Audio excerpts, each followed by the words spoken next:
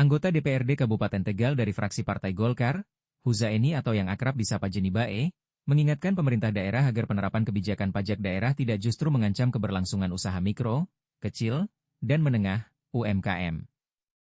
Pernyataan tersebut disampaikan Jenny Bae saat dimintai tanggapan terkait curhatan pedagang seblak yang mengeluhkan beban pajak dan retribusi daerah yang dinilai memberatkan usaha kecil.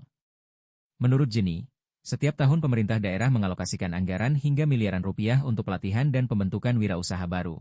Namun, kebijakan pajak yang diterapkan tanpa mempertimbangkan skala usaha justru berpotensi menjadi kontraproduktif. Pemerintah daerah tiap tahun mengeluarkan anggaran miliaran rupiah untuk pelatihan dan pembentukan wirausaha UMKM baru.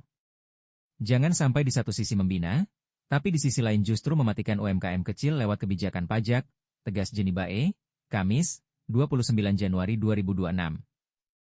Ia menilai, pelaku usaha kecil seperti pedagang seblak yang menyasar pelajar dan mahasiswa tidak bisa disamakan dengan pelaku usaha berskala besar. Menurutnya, pendekatan kebijakan pajak harus mempertimbangkan kemampuan, omset, serta karakteristik masing-masing sektor usaha.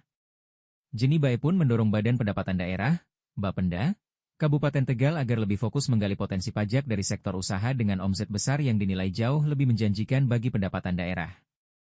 Kenapa tidak fokus ke catering-catering perusahaan? Satu perusahaan bisa punya 10.000 karyawan, omsetnya jelas miliaran. Di Kabupaten Tegal ada berapa perusahaan besar?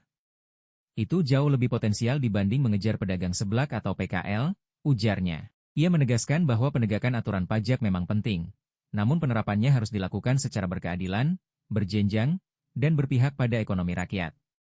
Kebijakan fiskal daerah, lanjut Jenny, seharusnya menjadi instrumen untuk mendorong pertumbuhan ekonomi lokal, bukan justru menjadi beban bagi UMKM yang tengah berjuang bertahan.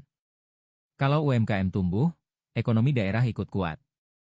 Jangan sampai kebijakan fiskal malah memukul pelaku usaha kecil yang sedang berjuang, pungkasnya.